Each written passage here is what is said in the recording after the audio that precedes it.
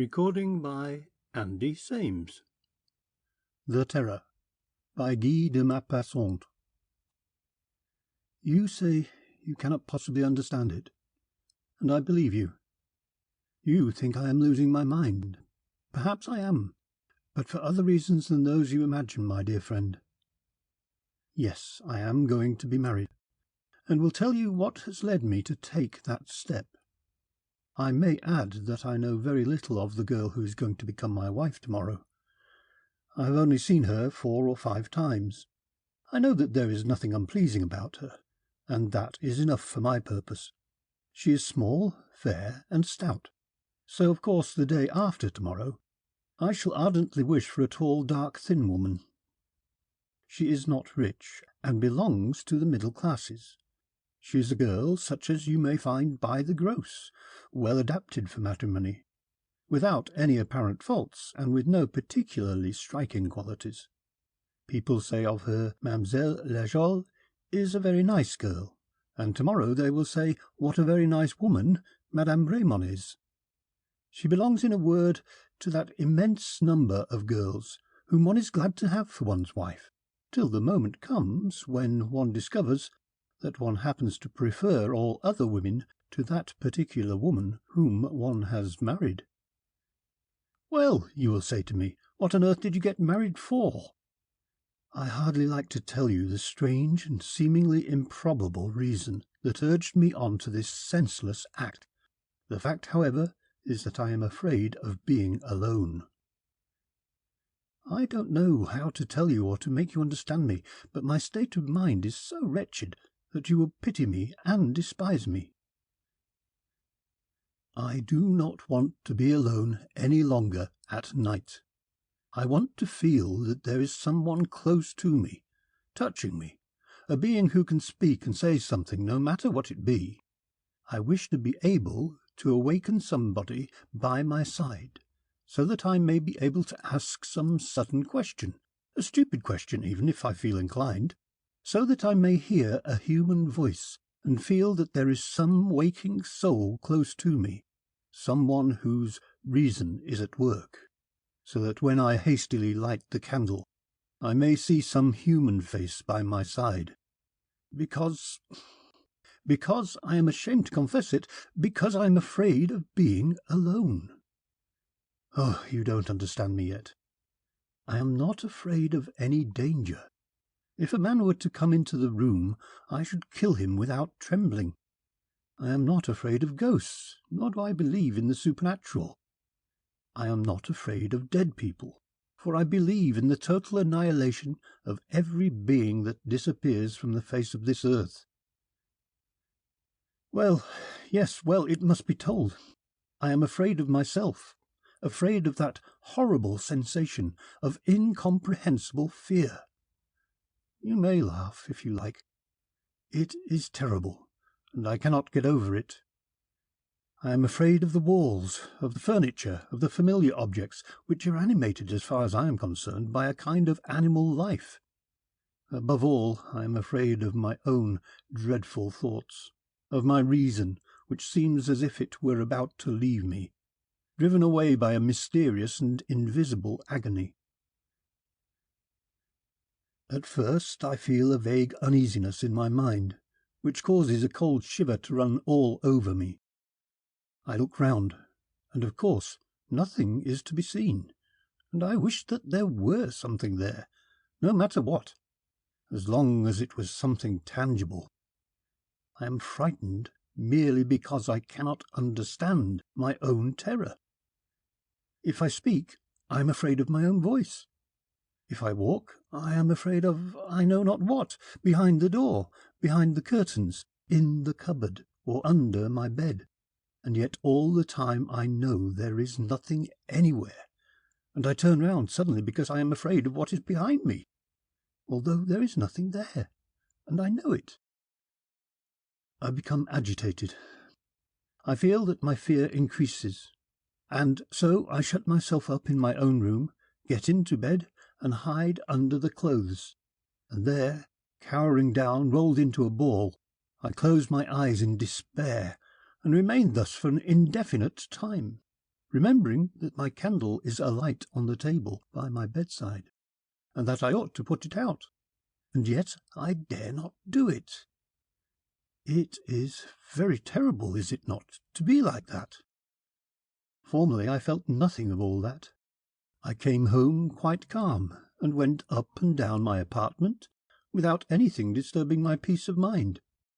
Had anyone told me that I should be attacked by a malady, for I can call it nothing else, of most improbable fear, such a stupid and terrible malady as it is, I should have laughed outright. I was certainly never afraid of opening the door in the dark. I went to bed slowly, without locking it, and never got up in the middle of the night to make sure that everything was firmly closed.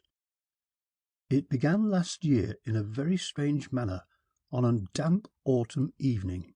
When my servant had left the room after I had dined, I asked myself, what was I going to do? I walked up and down my room for some time, feeling tired, without any reason for it, unable to work, and even without energy to read. A fine rain was falling, and I felt unhappy, a prey to one of those fits of despondency, without any apparent cause, which make us feel inclined to cry or to talk, no matter to whom, so as to shake off our depressing thoughts. I felt that I was alone, and my room seemed to me to be more empty than they had ever been before. I was in the midst of infinite and overwhelming solitude. What was I to do? I sat down, but a kind of nervous impatience seemed to affect my legs, so I got up and began to walk about again. I was, perhaps, rather feverish, for my hands, which I had clasped behind me, as one often does when walking slowly, almost seemed to burn one another. Then suddenly a cold shiver ran down my back, and I thought the damp air might have penetrated into my rooms, so I lit the fire for the first time that year, and sat down again, and looked at the flames. But soon I felt that I could not possibly remain quiet, and so I got up again and determined to go out, to pull myself together, and to find a friend to bear me company. I could not find anyone, so I walked to the boulevard to try and meet some acquaintance or other there. It was wretched everywhere, and the wet pavement glistened in the gaslight, while the oppressive warmth of the almost impalpable rain lay heavily over the streets and seemed to obscure the light of the lamps. I went on slowly, saying to myself, I shall not find a soul to talk to. I glanced into several cafes, from the Madeleine as far as the Faubourg Poissonnière, and saw many unhappy-looking individuals sitting at the tables, who did not seem even to have enough energy left to finish the refreshments they had ordered. For a long time I wandered aimlessly up and down, and about midnight I started for home. I was very calm and very tired. My janitor opened the door at once, which was quite unusual for him, and I thought that another lodger had probably just come in. When I go out I always double-lock the door of my room, and I found it merely closed, which surprised me, but I supposed that some letters had been brought up for me in the course of the evening. I went in and found my fire still burning, so that it lighted up the room a little, and while in the act of taking up a candle, I noticed somebody sitting in my armchair by the fire, warming his feet, with his back toward me. I was not in the slightest degree frightened. I thought, very naturally, that some friend or other had come to see me. No doubt the porter, to whom I had said I was going out, had let him in with his own key. In a moment I remembered all the circumstances of my return, how the street door had been opened immediately, and that my own door was only latched and not locked. I could see nothing of my friend but his head, and he had evidently gone to sleep while waiting for me, so I went up to him to rouse him. I saw him quite distinctly. His right arm was hanging down and his legs were crossed. The position of his head, which was somewhat inclined to the left of the armchair, seemed to indicate that he was asleep. Who can it be? I asked myself. I could not see clearly, as the room was rather dark, so I put out my hand to touch him on the shoulder. and it came into contact with the back of the chair. There was nobody there. The seat was empty. I fairly jumped with fright. For a moment I drew back as if confronted by some terrible danger. Then I turned round again, impelled by an imperious standing upright, panting with fear, so upset that I could not collect my thoughts, and ready to faint. But I am a cool man, and soon recovered myself. I thought, it is a mere hallucination, that is all, and I immediately began to reflect on this phenomenon. Thoughts fly quickly at such moments. I had been suffering from an hallucination. That was an incontestable fact. My mind had been perfectly lucid, and had acted regularly and logically, so there was nothing the matter with the brain. It was only my eyes that had been deceived. They had had a vision, one of those visions which lead simple folk to believe in miracles. It was a nervous seizure of the optical apparatus, nothing more. The eyes were rather congested, perhaps. I lit my candle, and when I stooped down to the fire in doing so, I noticed that I was trembling, and I raised myself up with a jump, as if somebody had touched me from behind. I was certainly not by any means calm. I walked up and down a little, and hummed a tune or two. Then I double-locked the door, and felt rather reassured. Now, at any rate, nobody could come in. I sat down again, and thought over my adventure for a long time. Then I went to bed and blew out my light. For some minutes all went well. I lay quietly on my back, but presently an irresistible desire seized me to look round the room, and I turned over on my side. My fire was nearly out, and the few glowing embers threw a faint light on the floor by the chair, where I fancied I saw the man sitting again. I quickly struck a match, but I had been mistaken. There was nothing there. I got up, however, and hid the chair behind my bed, and tried to get to sleep as the room was now dark. But I had not forgotten myself for more than 5 minutes, when in my dream I saw all the scene which I had previously witnessed as clearly as if it were reality. I woke up with a start, and having lit the candle, sat up in bed without venturing even to try to go to sleep again. Twice, however, sleep overcame me for a few moments in spite of myself, and twice I saw the same thing again, till I fancied I was going mad. When day broke, however, I thought that I was cured, and slept peacefully till noon. It was all past and over. I had been feverish, had had the nightmare, I know not what. I had been ill, in fact, but yet thought I was a great fool. I enjoyed myself thoroughly that evening. I dined at a restaurant, and afterward went to the theatre, and then started for home. But as soon as I got near the house, I was once more seized by a strange feeling of uneasiness. I was afraid of seeing him again. I was not afraid of him, not afraid of his presence, in which I did not believe, but I was afraid of being deceived again. I was afraid of some fresh hallucination, afraid lest fear should take possession of me. For more than an hour I wandered up and down the pavement. Then, feeling that I was really too foolish, I returned home.